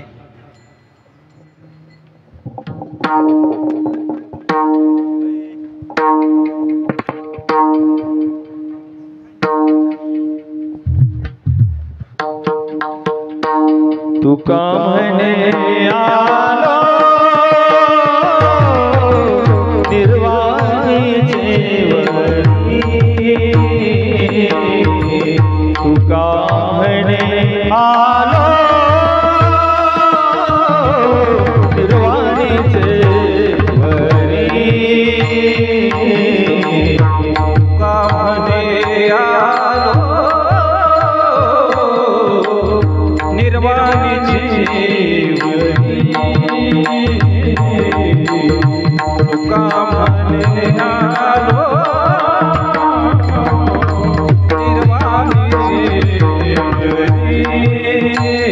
रामुने दिवरी नारायण, राहुने दिवरी नारायण, आता माझा जीव घेऊन यावळी, आता माझा जीव घेऊन यावळी, राहुने दिवरी नारायण, राहुने दिवरी नारायण, आता माझा जीव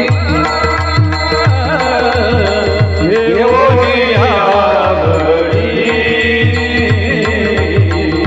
आता माझा जीव घेऊन यावळी, वैष्णवा गरुडी संताची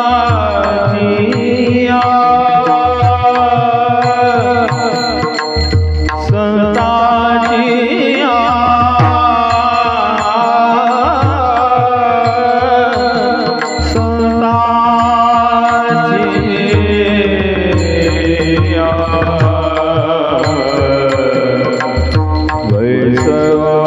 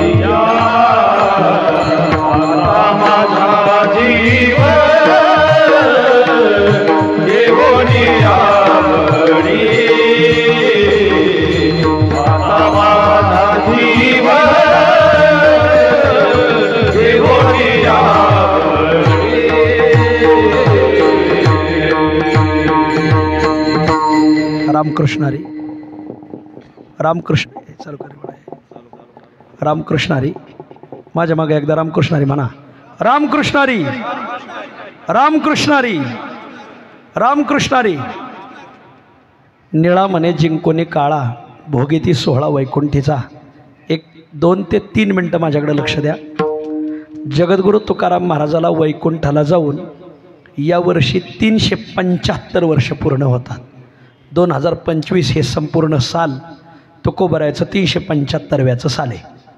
आणि मग हा 375वा आपल्या नगर जिल्ह्याने साजरा करावा असं मानाचं श्रीफळ जगद्गुरू तुकाराम महाराज संस्थान देहू आणि भंडारा डोंगर समिती देहू यांनी आपल्याला दिलं. हे आपल्या नगर जिल्ह्याचं भाग्य आहे. महाराज ज्ञानेश्वरी जन्मली म्हणून आपण गावोगावी ज्ञानोबरायचा मोठा घोष झाला आहे.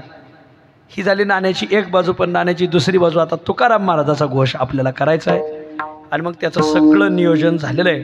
2025 सालामध्ये आपल्या नगरला मोठा उत्सव होतो आहे.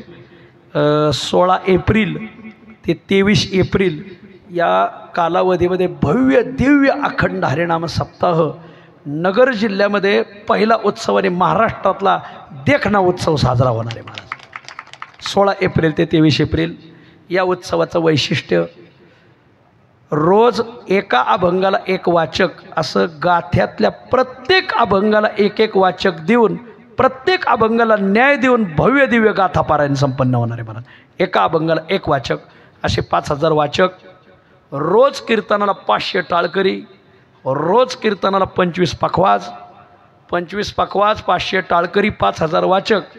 पहिल्या दिवशी कीर्तनाला 25,000 लोक आणि काल्याच्या कीर्तनाला 1,00,000 लोकांना पुरणपोळीचं नियोजन केलेलं आहे. महाराज असं देखणं नियोजन आहे. या उत्सवामध्ये 4 ते 6 काकडा भजन आहे, 6 ते 7 तुकोबरायांची स्तुती, 7 ते 12 संगीत गाथा पारायण आहे. 12 वाजता 50 गावांच्या 1,50,000 भाकरी येणार. सकाळच्याला 50 गावं आहेत भाकरीला आपल्या नगर जिल्ह्यातली आणि संध्याकाळच्याला 50 गावं आहेत. तर सकाळच्याला 1,50,000 भाकर येणार आणि मग बाकीचा स्वयंपाक आपल्याला तिथं बनवायचा आहे आणि तो भाविकांच्या सहकार्यातून पार पाडणार. तिथं सकाळच्याला एक साधारण 25,000 लोकांचं जेवणाचं नियोजन आहे. 12 ते 3 भोजन आणि विश्रांती, 3 ते 5 तुकाराम महाराजाचं चरित्र ऐकायला भेटणार आपल्याला. 375व्याच्या निमित्ताने चरित्र कथा आहे. 5 ते 6 हरिपाठ आहे आणि 6 ते 8 महाराष्ट्रातल्या सगळ्या अभ्यासकांची कीर्तन आहेत.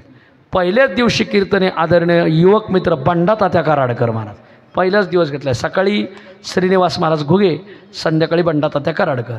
आणि मग आदरणीय भास्कर गिरीजी महाराज एक दिवस आपल्याला भेट द्यायला येणार आहेत. केशव महाराज आपलं हरिभक्तीपरायण महादेव महाराज राऊत, आदरणीय कान्होबा महाराज देहूकर, तुकाराम महाराजाची वंशज, चैतन्य महाराज देगलोरकर, चंद्रशेखर महाराज देगलोरकर, जयवंत महाराज बोधले, अशी गोड कीर्तने तर कानाची धनी पेटणारी कीर्तने. 6 ते 8 कीर्तने. 8 वाजता परत 50 गावांच्या 1,50,000 भाकरी येणार आणि संध्याकाळी बघ तर पहिल्या दिवशी 25,000 आणि दुसऱ्या दिवशीपासून 30,000, 40,000 आणि मग 5व्या दिवसापासून मात्र 50,000, शेवट 1,00,000 लोकांपर्यंतचं हे नियोजन आहे. असा भव्य दिव्य अखंड हरिनाम सप्ताह आहे. या उत्सवामध्ये जगद्गुरू तुकाराम महाराज कृषी प्रदर्शन आहे. आत्तापर्यंत नगर जिल्ह्यात तुकाराम महाराजाच्या नावाने एकही कृषी प्रदर्शन झालेलं नाही. पहिला रेकॉर्ड या सप्ताहात होणार आणि तो नगर जिल्हा करून दाखवणार महाराष्ट्राला. महाराज भव्य दिव्य कृषी प्रदर्शन. या भागामध्ये कृषी संबंधाने ज्यांच्या कंपन्या येतात त्यांना सगळ्याला तिथं चान्स भेटणारे स्टॉल लावायला. या उत्सवाचं वैशिष्ट्य असं की रोज 2 संतांचे वंशज आपल्याला भेट द्यायला येणार आहेत. पहिल्याच दिवशी येणारे श्री संत सावतामाळी संस्थान आरणबेंडी, नामदेव महाराज संस्थान, एकनाथ महाराज संस्थान, निवृत्तीनाथ महाराज संस्थान, ज्ञानेश्वर महाराज संस्थान, विठ्ठल रुक्मिणी संस्थान पंढरपूर, गजानन महाराज संस्थान, अक्कलकोट संस्थान, शिर्डी साईबाबा संस्थान, सगळी निळोबराय संस्थान, महिपती महाराज संस्थान, ही सगळी मंडळी आपल्याला दररोज 2-2-3-3 दगडूशेठ हलवाई, गणपती देवस्थान सगळी मंडळी येणार आहेत. पाहण्याची मजा आहे. मला रोज संस्थान आपल्याला भेट द्यायला येणार आहेत. या उत्सवाचं खास आकर्षण सांगतो. 375 वर्षात तुकाराम महाराजाच्या पादुका आपल्या नगर जिल्ह्यात हेलिकॉप्टरने पहिल्यांदा येणार आहेत. भंडारा डोंगरावर हेलिपॅड बनवलं आहे. तुकोबरायच्या पादुका घेऊन भंडारा डोंगरावरून हेलिकॉप्टर उडणार, आपल्या नगरला येणार आणि मग 8 दिवस तुकोबाराय थांबणार आहेत. आत्तापर्यंत आपण जात होतो देऊला, आता देहूच आपल्या नगरला येऊ राहिले. सगळ्याने तुकोबारायच्या पादुकाच्या दर्शनाला यायचं. महाराज आयता आला घरपोसोनी, देव आयते आपल्या दारात येणार आहे. तुकोबाराय 8 दिवस तुकाराम महाराज संस्थान भंडारा डोंगर समिती आपल्या तिथं राहणार आहेत. आणि सगळ्या आपल्या परिसरातल्या व्यक्तिमत्वांचे तुकाराम महाराज संस्थांच्या वतीने सन्मान करायचा आहे. आपल्याकडं काय भूमिका राहणार? आपल्याकडं भूमिका अशी राहणार की सगळ्यात पहिली गोष्ट म्हणजे वाचक. असं पारायण परत होणार नाही. सगळ्याला विनंती की पारायणाला सगळ्यांनी यायचं आहे. होईल तितक्या भाविकांनी, कारण तिथं पुरुषांना मुक्कामाची स्वतंत्र सोय, महिलांना मुक्कामाची स्वतंत्र सोय, 2 टाईम जेवण आहे, 2 टाईम चहा आहे, 1 टाईम नाश्ता आहे. फक्त बिड्या काढायची काही सोय नाही आहे. वा, सुंदर सोय. प्यायला फिल्टर पाणी, आंघोळीला पाणी, महिलांची मुक्कामाची स्वतंत्र. 41 लाख रुपयाचा मंडप आहे नुसता. महाराज जर्मन हँगर मंडप म्हणतात त्याला, म्हणजे ते जर्मनीतलं तत्त्वज्ञान आहे महाराज सगळं. आणि ते त्या तत्त्वज्ञानाचा सुंदरपैकी बनवलेला मंडप आहे. अतिशय सुंदर देखणा उत्सव आहे पाहण्यासारखा. मंडपच 41 लाखाचा असेल तर उत्सव किती कोटीचा असेल विचार करा महाराज. सुंदर उत्सव आहे. एक आपण पारायणाला यायचं आहे. 15 तारखेला पारायणाला यायचं आहे, मुक्कामी यायचं 15 तारखेला.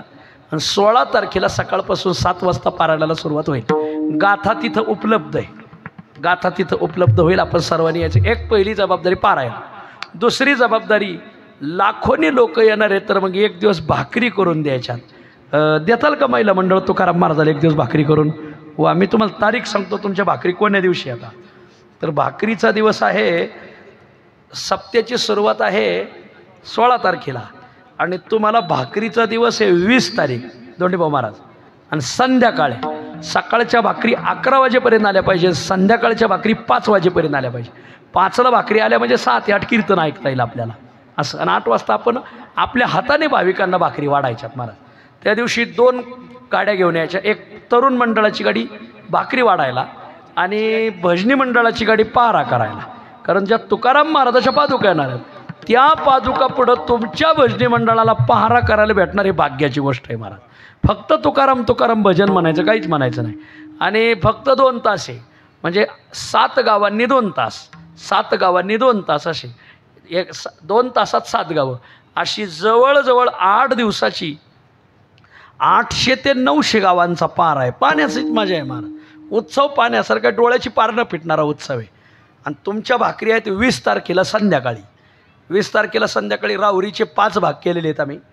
5 दिवसाला भाकरी आहेत. तर 20 तारखेला तुमचा भाग आहे श्री क्षेत्र मोमीन आखाडा, राहुरी बुद्रुक, राहुरी खुर्द, जोगेश्वरी आखाडा, काळे आखाडा, वाघाचा आखाडा, देसवंडी, तमनर आखाडा, तांदूळवाडी, बारागाव, नांदूर, वावरत, जांभळी, मल्हारवाडी आणि घोरपडवाडी एवढ्या गावांच्या भाकरी आता. आता कीर्तन झालं, ज्यांची नावं वाचली त्यांनी पत्रिका घेऊन जायच्यात आमच्याकडून.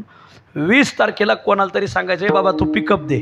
तुकाराम महाराजासाठी कोण पिकअप नाही देणार महाराज. वा, कॅरेट घ्यायचे, त्याच्यात भाकरी आपल्या गावातल्या मंदिरात गोळा करायच्या आणि भाकरी घेऊन जायचं. गावात तुकोबरायचं पावती पुस्तक येईल. आता ह्या झाल्या भाकरी, पण तिथं थोडी काय आमटीला याला त्याला काही मदत करावी लागेल का नाही, तर त्याचं पावती पुस्तक राहील. तर प्रत्येकाने आपल्याला होईल तितकी यथाशक्ती तुकाराम महाराजाच्या आमटी प्रसादासाठी मदत करायची आहे. 1 भाकरी, 2 म्हणजे तुमच्या गावचा पहारा ज्या दिवशी राहील त्या दिवशी तुकोबारायचं भजन आपल्याला करायला भेटणार. पादुकांपुढं सोहळ्यात पादुका राहतात, आपल्याला कोणी उभं सुद्धा करणार नाही सोहळ्यात. इथंच तुकाराम महाराज आले तर तुमची नावं आम्ही कावालाची जोडलेली आहेत तिथं. पहारा. तिसरी गोष्ट पारायणाला यायचं आहे आणि आपण सर्वांनी सहकार्य करायचं आहे अशी सर्वांना विनंती. पादुका येणार, सप्त्याची सुरुवात आहे 16 तारखेला, पण पादुका येणार आहेत 15 तारखेला. 15 तारखेला तुकोबारायच्या पादुका घेऊन हेलिकॉप्टर भंडारा डोंगरावरून आपल्या नगरला दुपारी 3 वाजता येणार आहे. तर आपण स्वागताला 2:30 वाजता यायचं आहे. पण स्वागत कसं आहे तुम्हाला सांगतो. तुकोबाराय पहिल्यांदा नगर जिल्ह्यात येऊ राहिले 375 वर्षात. मग तुकोबारायांचा 375 असल्यामुळं बरोबर 375 वारकरी पताका घेऊन राहणार दिंडीला. त्याच्या पाठीमागं 375 महिला तुळस घेऊन, त्याच्या पाठीमागं 375 महिला कलश घेऊन, त्याच्या पाठीमागं 375 पखवाज घेऊन, त्याच्या पाठीमागं 375 गावगावचे विनेकरी तुम्हाला घेऊन जाऊ. हां वा, 375 विनेकरी, त्याच्या पाठीमागं 375 टाळकरी, त्याच्या पाठीमागं 375 चोपदार आणि त्याच्या पाठीमागं 375 तुकाराम नावाची माणसं. आपल्या नगर जिल्ह्यातून आम्ही गावगाव तुकाराम शोधू राहिलोत महाराज. तो माळकरी असो नाही तर बिगर माळकरी असो. कोणी म्हणाल मी बिगर माळकरी भाऊ कस काय येऊ? एवढा तुझ्या नावाचा सोहळा पाहिल्यावर तुलाच लाज वाटन आणि तू माळ घालून जाशील महाराज. चला इथं कोण आहे तुकाराम नावाचा असा तर हात वर करा बरं. अरे वा, ते एक वारकरी टाळ्या वाजा त्यांच्यासाठी. तुमचं नाव द्या बरं का आमच्याकडे. जरूर 15 तारखेला या. एवढी मोठी मिरवणूक जीवनात तुमच्या लग्नाची एवढी निघाली नसेल एवढी निघणारी तुमची महाराज. वा, एकच तुकाराम निघाले, बाकीचे सगळे आसारामच आहेत का काय? वर बघा जरा. महिला मंडळ, यावर्षी विनंती तुम्हाला, यावर्षी ज्यांना मुलगा होईल नातू होईल ना त्याचं नाव तुकाराम ठेवा.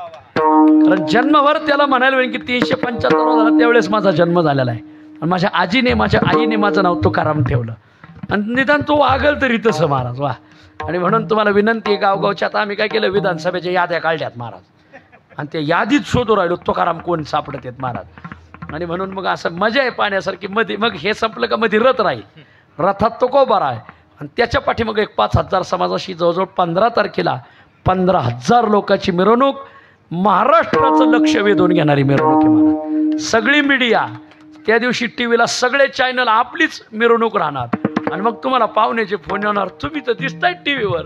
म्हणायचं मग माझं नाव तुकाराम आहे. म्हणायचं मग मी टाळ घेऊन आलोय, मी पकवास घेऊन आलोय, मी पताका आहे. तुम्ही म्हणायचं मी कळस घेऊन आले, तुळशी आहे. सगळ्याला विनंती, अशी मिरवणूक परत होणार नाही. तर सगळ्यांनी या मिरवणुकीला यायचं आहे. गावात पावती पुस्तकं येतील. सोमनाथ भाऊ सगळ्याला थोडी थोडी मदत करा. माझी विनंती आहे. सर, आपला बागायत पट्टा आहे, तो उत्सव ज्या पट्ट्यात आहे थोडा दुष्काळी पट्टा आहे, तिकडं काही साखळा योजना अजून झाली नाही. माझी विनंती, आम्ही पुस्तकं देतो. महिपती महाराजाचा आपल्यावर ऋण आहे. 12 गाव नांदूर आणि आपला हा घोरपडवाडी, हा सगळा परिसर, मल्हारवाडी, मोमिनाखाडा, हे सगळं 12 गाव नांदूरच्या पाखराखाली झाकलेलं आहे. तुकाराम महाराजांना, आपलं पांडुरंगाला पहिलं पत्र महिपती महाराजांनी आपल्या गावातून लिहिलेलं आहे. बरोबर आहे का नाही? तर माझी विनंती अशी, विशीतून तुकाराम महाराजांनी एक लीला लिहिलेली आहे. तुकाराम महाराजाच्या चरित्रात महिपती महाराजांनी लिहिलेली. काय? तुकाराम महाराज कीर्तनाला आपलं तपश्चर्या करण्यासाठी भामचंद्रावर जायचे आणि तपश्चर्या करून आले का सुदुमऱ्यात यायचे. तिथं तुकाराम महाराजाचे एक मित्र होते. कोण? गवार शेठ वाणी, ते दुकानदार होते. मग ते म्हणजे तुकाराम महाराज कीर्तन करा. तुकाराम महाराज म्हणे पण अंधार पडला, कीर्तन करा कसं करायचं? त्याला मी तेल देतो, आपण मशाल पेटू. आणि गवार शेठ वाणी तेल द्यायचे, मशाल पेटवायचे, रात्रभर कीर्तन व्हायचं. सगळं तेल गवार शेठ वाणी पुरवायचे. पुढं प्रसंग असा झाला की तुकाराम महाराजाला वैकुंठाला जायचं आणि मग महिपती महाराज लिहितात की गवार शेठ वाण्याने विचारलं, महाराज तुम्ही वैकुंठाला चालले पण मला काय देणार? तुकाराम महाराज म्हणले, तुम्हाला देणार आहे मी. का? कारण तुम्ही माझ्या जीवनातली जी 200-250 कीर्तनं सुदुमऱ्यात झाली, या सगळ्या कीर्तनाला तुम्ही तेल पुरवलंय, कारण त्या काळात लाईट नव्हती. मग ह्या तेलाचा उपकार मला ठेवायचा नाही. तुमच्या अंतकाळाला मी तुम्हाला सोडायला येणार. तुकाराम महाराज गेलेत 1571ला आणि गवार शेठ वाणी गेलेत 1582ला. 10 वर्षाने, 10 ते 11 वर्षाने गवार शेठ वाणी वारले. वारल्यानंतर त्यांचा प्रयाण काळ ज्यावेळेस जवळ आला, जाण्याच्या टायमाला, त्यावेळेस त्यांनी सगळी मंडळी बोलवली की तुकाराम महाराज मला म्हणले होते तुम्ही माझ्या कीर्तनाला तेल पुरवलं म्हणून मी त्याचं ऋण फेडणार, तुमच्या अंतकाळाला सोडायला येणार. तसं झालंच. बरोबर 11 वर्षाने तुकाराम महाराज परत आले, पण फक्त गवार शेठ वाण्यालाच दिसले. बाकीचे म्हणजे आलेत का? गवार शेठ वाणी म्हणजे हो. म्हणून गवार शेठ वाण्याने कपाळाला बुक्का लावला, हार घेतला, हार गळ्यात घातला. लोकाला कळावं म्हणून फक्त हार आधांतरी टांगलेला दिसला आणि मग सगळ्याच्या लक्षात आलं इथं भिंत नाही, खेळा नाही, खुंटी नाही. मध्ये आधांतरी हार टांगला. गवार शेठ वाण्याच्या मस्तकावर हात ठेवला महाराजांनी. गवार शेठ वाणी शांत झाले आणि तो हार तसाच वैकुंठाला गेला. महाराज महिपती महाराज लिहितात. मग जर एवढं तुकाराम महाराजांनी तेलाचं ऋण फेडलं तर माझी अशी विनंती, गाव जरा श्रीमंत आहे, जर 375व्याच्या निमित्ताने मल्हारवाडी, घोरपडवाडी, मोमीन आखाडा आणि 12 गाव नांदूर या 4 गावांनी जर जोड लावला तर 375व्याच्या निमित्ताने 375 तेल डबे सहज गाव देऊ शकतं महाराज. एकाने एकच तेल डबा द्यायचा महाराज, काही हरकत नाही. एक तर ते डबा म्हणजे नाही तर ते शाळेतल्या अंगणवाडीच्या पोराचं घेऊन येतात. अरे तिथं काय देवाला लावायचं आहे? 1 लाख लोकांना आपल्याला बनवायचं आहे स्वयंपाक. आणि आपण जर तेल डब्याचं नियोजन केलं या 4 गावांनी मिळून तर अख्ख्या नगर जिल्ह्यात नाही महाराष्ट्रात नाव होईल महिपती महाराजांनी पहिलं पत्र ज्या गावात लिहिलंय ते बारागाव, नांदूर, घोरपडवाडी, मल्हारवाडी, मोमीन आखाडा ह्या 4 गावाने 375 तेल डब्याचं नियोजन केलं. फक्त एक काम करा, पावती पुस्तके गावात पावती पुस्तकं दिली जातील. पावती पुस्तकावर तेल डबात लिहायचं, त्याचं संपूर्ण नाव 1 तेल डबा, संपूर्ण 1 तेल डबा. वर्गणी गोळा करायची त्याची, राहुरीला चांगल्या दुकानातून तेल घ्यायचं, तिथं वाजीत गाजीत गाडी भरून आणायची. अख्खं नगर म्हणलं पाहिजे अरे तेल कोणाचं आलं, बारागाव नांदूरचं आलं. वा वा वा, नाद नाही करायचा, नाद खोळा. धरणाचं एक दारू घडलं तर अख्खा जिल्हा पाणी पितोय. एक जर कवड ढकललं तर 10-10 डबे निघतील एका एका घरातून. मला श्रीमंत मंडळी, दोंडी भाऊ आता जबाबदारी, साठे गुरु, सोमनाथ भाऊ थोडं फिरावं लागत. पण तुकाराम महाराजाचा निरोप घेऊन प्रत्येकाच्या दारात जायचं. भाकरी आहेत 20 तारखेला संध्याकाळी, तुम्ही भाकरी द्यायच्या, तुम्ही तेल डबा द्यायचा. काही गडी हाताला जड राहतात, मग बायकोने तिचं सत्वर राखायचं, मालक देणार नाही पण मला लाडक्या बहिणीचं लय पैसे भेटलेत, वर बघा जरा बहिणी. हां, तर मग 1 हप्ता जर दिला तर 1 तेल डबा सहज जाईल. तुकाराम महाराजाच्या कृपेने ही लाडकी बहिणी योजना चालू राहो, म्हणजे तुम्हाला एक किडोक घ्यायला सोपं होईल. तर एवढी विनंती आहे. आपल्याकडं जबाबदारी भाकरी, तेल डबा आणि पारायण. आमचे गाडे पाटील आमचं एक पारायण चुकीत नाही, जरा टाळ्या वाजा त्यांच्यासाठी महाराज. आम्ही कुठं पारायण दरीत धरू द्या नाही तर खोऱ्यात. त्यांना माहिती या माणसाने येड्याबाबळी जरी धरलं तरी तिथं वैकुंठच उभं करतंय महाराज. वा, हा सगळा आशीर्वाद मला महिपती महाराजाचा आहे. कारण मी महिपती महाराजाची निष्काम सेवा करतो. इथं आमचे कैलास पाटील आहेत, हार्दे पाटील आहेत, कोकडे सर आहेत, त्यांना विचारा. आत्तापर्यंत कदम माऊलीच्या नावावर 15 वर्षात 1 रुपया निघणार नाही महाराज. उलट मीच त्यांची पावती फाडून जातोय. आत्तापर्यंत पाळलं, इथून पुढं महिपती महाराजांनी पाळावं. सगळ्याला विनंती, तुमच्याकडं भाकरी तेल डब्याची जबाबदारी आमचे ऋषी महाराज, कैलास महाराज, आदरणीय रमेश महाराज, आदरणीय संदीप महाराज, आपलं सुनील महाराज यांना विनंती. आजपासून कोणाचं कीर्तन असो, त्या बोला सांगायचं आमच्या जिल्ह्यात तुकाराम महाराज पहिल्यांदा येऊ राहिले. ते तुका म्हणे म्हणूनच तुझं चाललंय सगळं. हे गाडी घोडे एवढं सांग, आमच्या जिल्ह्याचं महाराष्ट्रात नाव झालं पाहिजे. महाराज असा उत्सव करायचा, सध्या सगळ्याचं लक्ष आपल्या अकोळनेरवर आहे. उत्सव कुठं आहे? नगरला एवढं पटांगण नाही आहे, नगरला एवढं पटांगणच नाही. सप्ताह यायला लागत आहे 100 एकराचं पटांगण. नगरपासून 12 किलोमीटरवर अकोळनेरला. तुम्हाला नगरला जायची गरजच नाही, बायपासने नीट निघायचं महाराज. मग कल्याण हायवे सोडायचा, पुणे हायवे सोडायचा. पुणे हायवे सोडला का सोनेवाडी येते. सोनेवाडी फाट्याहून 5 किलोमीटरवर उजव्या हाताला केडगाव, डाव्या हाताला अकोळनेर, जवळ आहे अकोळनेर. तर सगळ्याला विनंती आहे, उत्सवाची अशी योजना आहे. पावती पुस्तक आज आम्ही गावात 2-2 माणसाकडे देऊन जातो. प्रत्येकाने तुकाराम महाराजाची उत्सवाला पत्रिका त्यांना द्यायची, 1 तेल डबा आणि भाकरी, तेल डबा आणि भाकरी असं नियोजन करायचं. तुकाराम महाराजाच्या शिष्याचा हा तालुका आहे, महिपती महाराजांचा तालुका आहे. म्हणून आज शिष्याला गुरुपूजन करण्याचा योग आलेला आहे. गुरु आपल्या जिल्ह्यात आलेत. महिपती महाराजाला एवढा आनंद. 8 दिवस महिपती महाराज तिथं थांबणार आहेत महाराज. असे डोलतील की माझे गुरु माझ्या भागात आले आणि माझा सगळा भाविक समाज तुकाराम महाराजामागं उभा राहिला. तारीख आहे 16 एप्रिल ते 23 एप्रिल आणि मिरवणूक आहे 15 एप्रिलला. 15 एप्रिलला मिरवणुकीलाच या, मुक्कामाचं साहित्य घेऊन या, सगळी सोय आहे, फक्त बिड्या काढायची नाही. बरं, तर सगळ्याला विनंती, आपण उत्सवाला यायचं आहे. हे 15 दिवसात आत्ता सगळं नियोजन करून घ्या. भाकरीच्या पत्रिका प्रत्येक घरी द्या. भाकरीच्या पत्रिका उद्या येतील दोंडे भाऊ, आणि भाकरीची पत्रिका प्रत्येक घरी गेली पाहिजे. आणि तेल डब्याची पावती पुस्तकं सगळ्या वस्तीवर वाड्यावर फिरून आपल्याला 375 तेल डब्याचं नियोजन करून नगरच्या सकाळच्या वर्तमानपत्रात सगळ्यात नगर जिल्ह्यातली पहिली बातमी राहणार. बारागाव, नांदूर आणि 4 वाड्याची महाराज. आपल्या सगळे लोक म्हणणार आहे, खरं स्टेटस काढून तुम्हाला पाठवणार. पाहुणे, हे तुमच्या गावाने इतिहासच केला हो, इतिहासच केला. करावं तर असं करावं. लोक म्हणजे गौतमी पाटील गावात बस खाली, हां जरा नाव न घेणं असा इतिहास करावा का, असा वंगाळी इतिहास करावा. जरा जिल्ह्यात नाव निघालं पाहिजे, असा इतिहास झाला पाहिजे. सगळ्याला एवढी विनंती. शेवेला पूर्ण वेळा विठ्ठल जय जय जय जय जय जय जय विठ्ठल जय जय